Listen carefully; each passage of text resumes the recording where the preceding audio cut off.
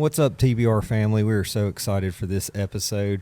We have traveled a long ways to get up to an incredible place, and we have a special guest with us today. We actually have Jeff Coates with Pit Boss Waterfowl. It is so incredible to have him. Me, B, and Jeff are here, and we are so excited to have you today, Jeff. Well, thank you, guys. I appreciate you having me on. Yeah, we're sitting here in Pit Boss World Headquarters. If you follow on Instagram at all, you'll see it. Jeff posts a lot of videos about that, and we got a chance to see the world's largest duck boat. Jeff owns that, so again, you'll see that in the Instagram videos. But Jeff, thank you for being on the show with us. And how you doing today? I'm doing well, but you guys look cold. Is there any reason for that? It's a little chilly in here, but man, your facility looks great. We're starting to see the bones of it, and it's awesome. You walked through this with us earlier today, and just really nice to be up here. And I've been looking forward to this for about a year now. I know you and I have been talking back and forth, and finally got something scheduled. And initially meeting you, man, it's awesome to see you. You're a character on Instagram, and awesome to meet you. And I'm really looking forward to hunting with you. Unfortunately, this morning we didn't get to go out because of weather conditions, but looking forward to tomorrow. Yeah, 10-4. The ocean was just. It was more than big this morning, so, and very much like last Friday, where there was a big southeast wave coming in, and then mid morning, man, the wind really kicked in strong from the west northwest. So kind of exact same scenario, except the ocean was much bigger today. Well, we had a lot of swells today, right? Is 100%. what it would be in a big ocean gust, but we got to come tour the facility, and it is incredible. Your vision here with your wife is it's pretty amazing just to see it come to pass for you. It's exciting. Thank you. It's something that you've worked long and hard for. So, I mean, how long have you been in the business? I tell people I started guiding full time in 1999. So. And I also tell people, just because you're a guide doesn't mean people are knocking down your door. So it took a little while to get it going. I did run an ad way back in the day in Wildfowl magazine, and that kind of helped get my name out there 100%. And then just as times went on, the internet, and we've already talked about it a good bit already, but just the internet and social media and the old forums and all that type of stuff that. Just kind of has helped the brand grow. How about that? Yeah, it's incredible to watch it. We've been in waterfowl for just a little while, but you're definitely a face of waterfowl. And as you look it up on social media, it's so and even just on a regular Google search, it is incredible to see that you are. I mean, if you're going sea duck hunting, your name comes up. Well, thank you. And it is it's just a pleasure to be with you. It's exciting to come and help you just a little bit. You helped me a lot. Thank you. I haven't told Karen about it yet, but she's going to be more than happy. Yeah, we stacked some decoys for him, and just your knowledge and your wealth of knowledge on sea duck and hunting and hunting in general, which has just been a huge pleasure to talk with and be around with you. Yeah, so sea duck hunting obviously is a foreign thing for West Virginia waterfowl hunters. Mm-hmm. We're river guys, mountain guys. I told you this morning when you had made the call, I said, we're river mountain guys. We trust you and heed to your advice. So tell us a little bit about how the seasons went for you so far. It's been good. I'm going to rewind just a little bit. This is the season used to be the special sea duck season. The Atlantic Flyway was 107 days long. 7 years ago, they reduced it to 60 days, which is still was a special season, kind of separate from regular duck season. And this is the first year of the no special sea duck season. So whatever state you're in on the Atlantic Flyway, it is sea ducks are ducks.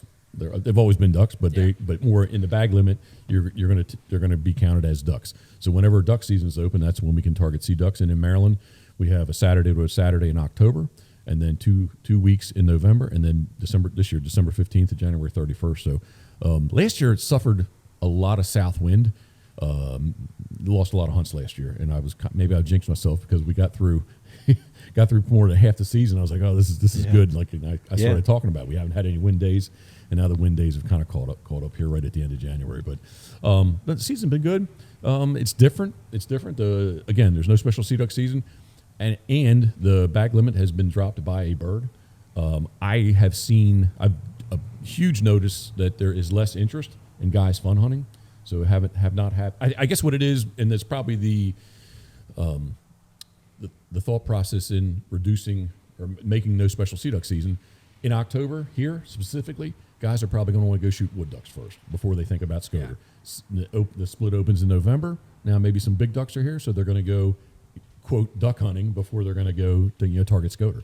So I've seen it's a noticeable difference of the amount of people that are not So- at least in my area. Yeah, so that season now is basically parallel with regular duck Regular season. ducks. Yeah, it doesn't matter what state you're in. It's whenever that state's duck season's open, that's when you can target sea ducks. Wow, I'm sure that definitely has affected you some, and just or the people hunting in general.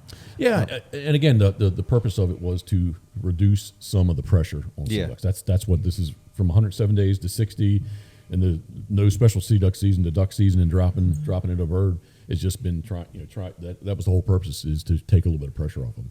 Absolutely. As it was said, the reason there was a special sea duck season, it was an underutilized resource that they wanted people to be able to utilize, and today the underutilized resource is being overutilized.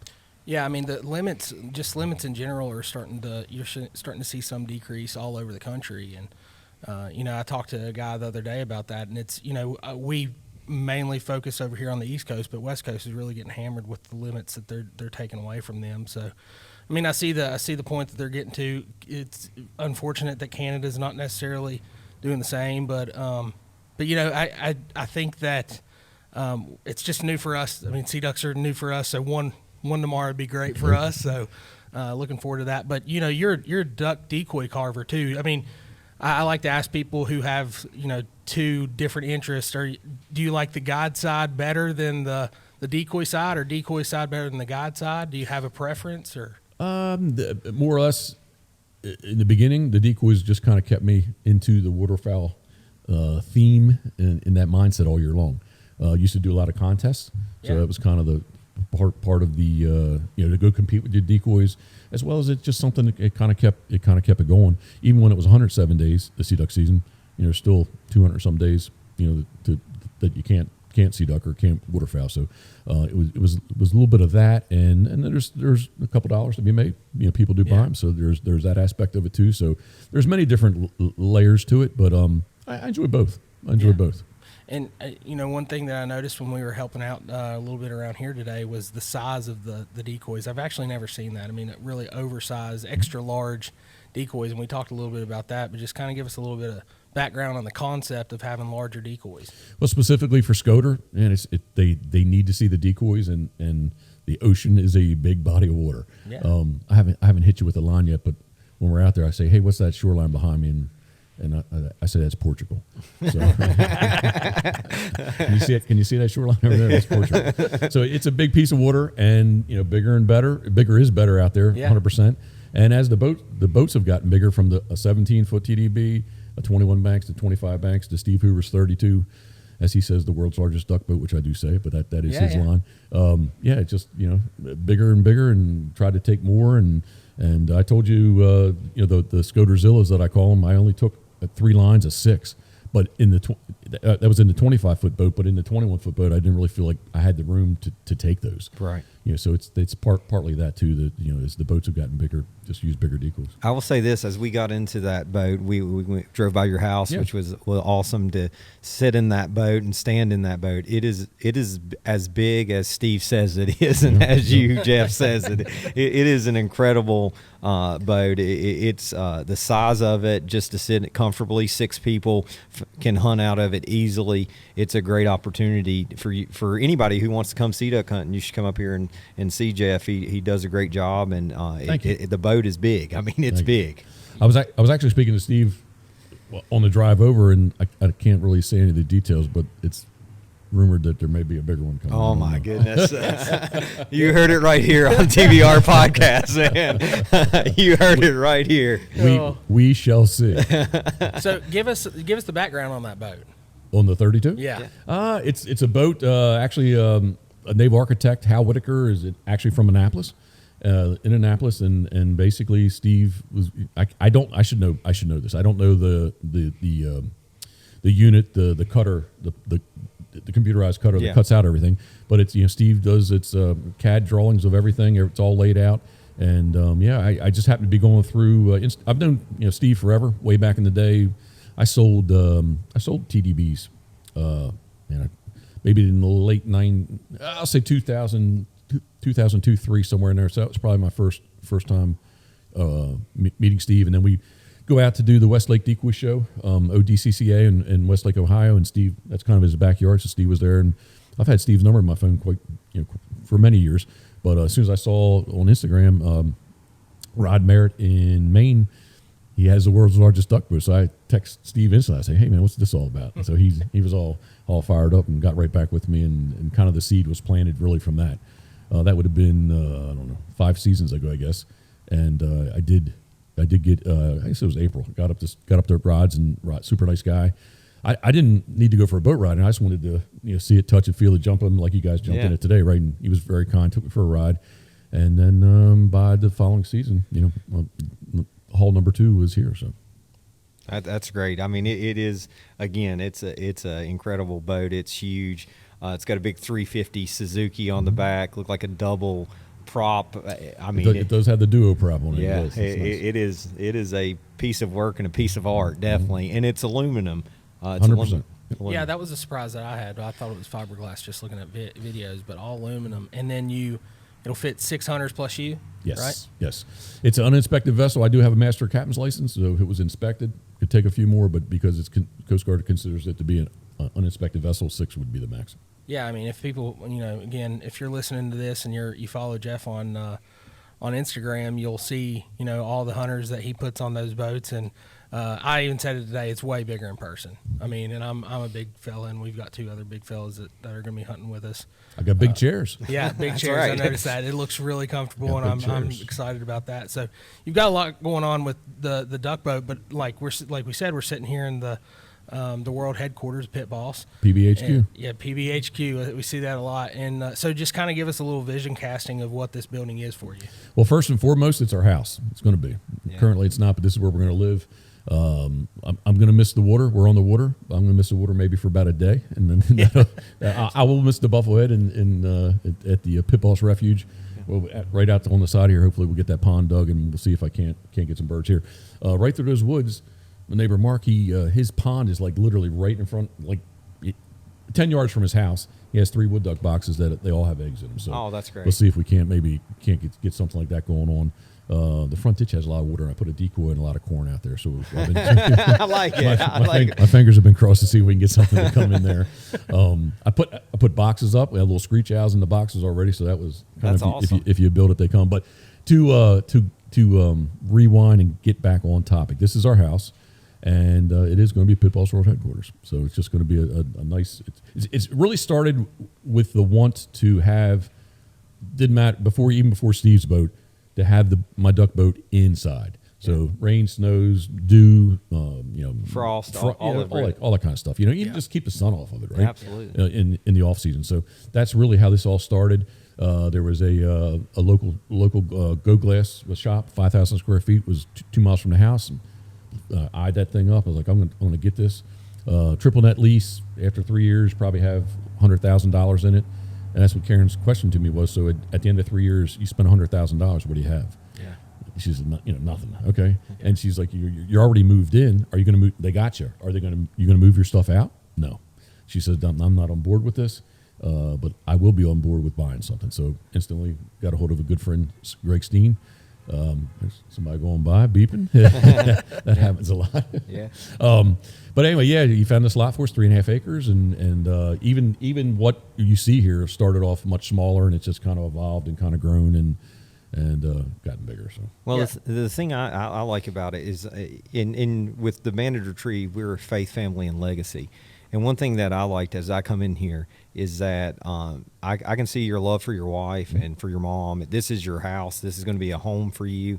And so that's exciting for me to see as a family man. I got 3 boys, a wife, and it matters. And that's one thing, your love for your wife definitely comes through, and for your mom to put them at PBHQ. It's going to be a great time for you, and something that I think is inspiring. As our listeners listen, we talk about family a lot, but it matters. It really does. The relationships you build and taking care of our families matter. You know, my mom, she's actually been sick. She's got some major surgeries coming up. B's dad just had a major surgery. And, you know, when you start looking at life in general, it's short. It really is. 100%. It's short. And so you want to make the most of every opportunity. My mom's young. She's 62.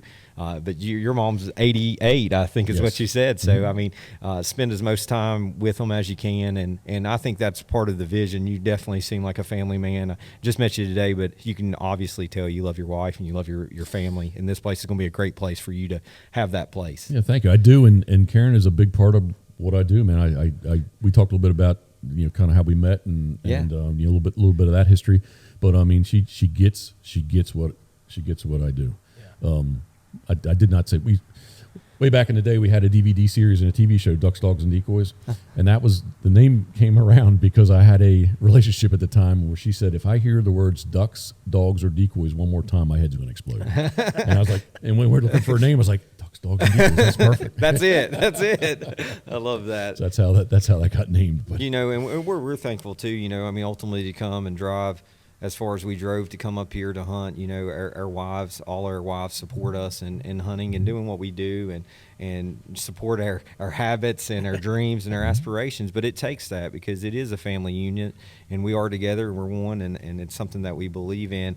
And it's like, as I talked to my wife, she was like, you know, the thing I want you to do is just go have a good time, meet some great people, and just build relationships, and that's something that's come to pass even with you. It's been an incredible honor to meet you and hang out thank with you. Very kind. Very kind. Yeah, so before we wrap up, we always like to try to give out kind of rapid fire questions for you.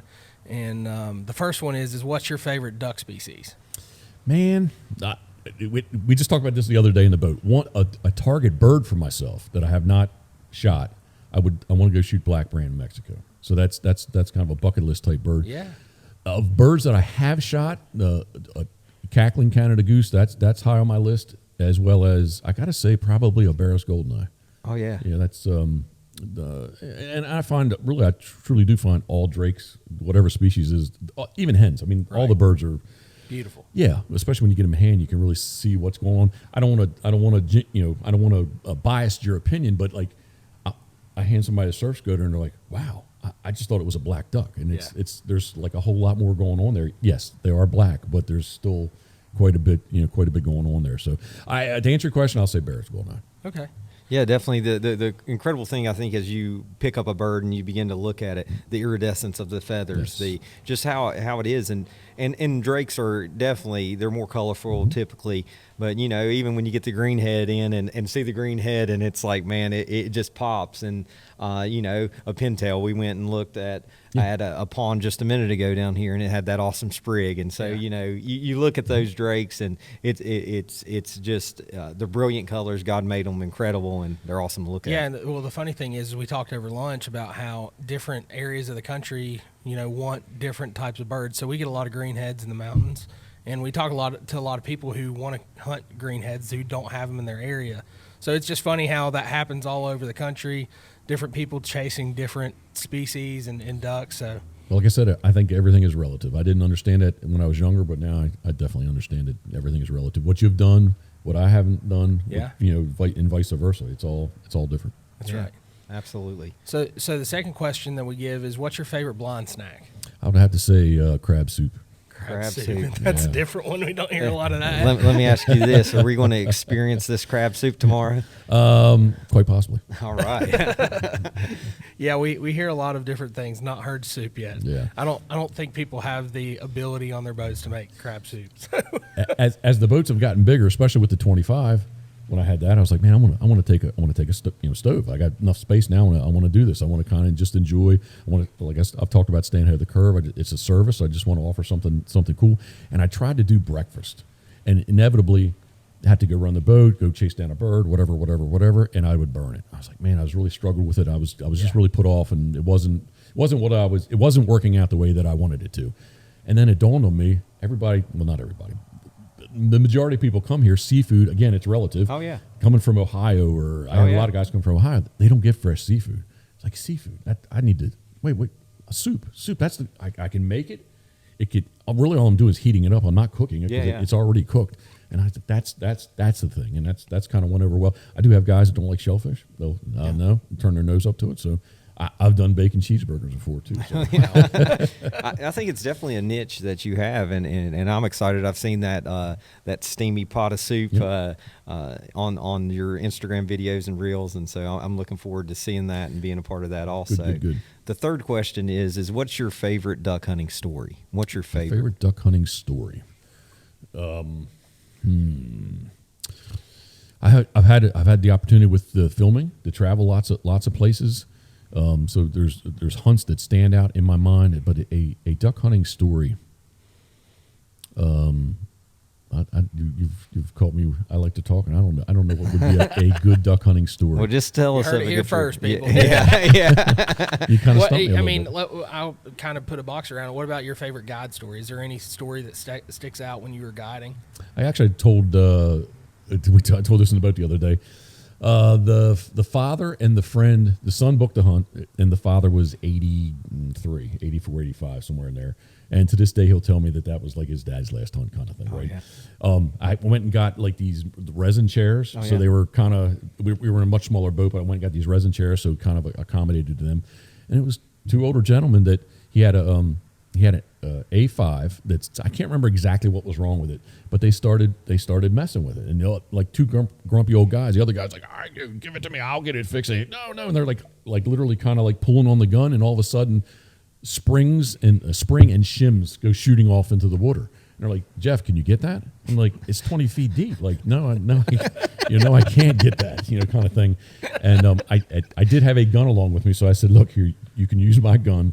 It was an old 1187. I said, you can use my gun. I said, don't take it apart and don't drop it overboard. But that would be probably a lighthearted story.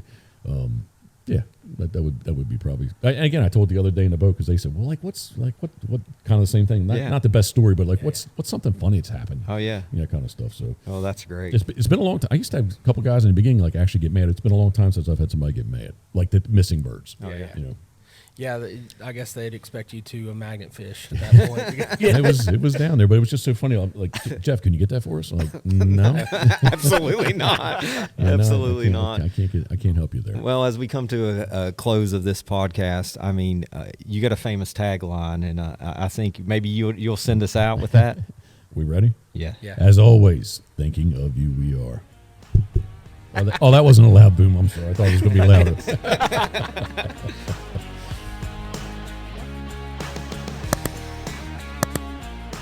Thanks for listening to today's podcast. You can find us on Facebook and on Instagram at The Banded Retrieve. Or you can reach out to us directly by emailing us at info@thebandedretrieve.com. And as always, happy hunting.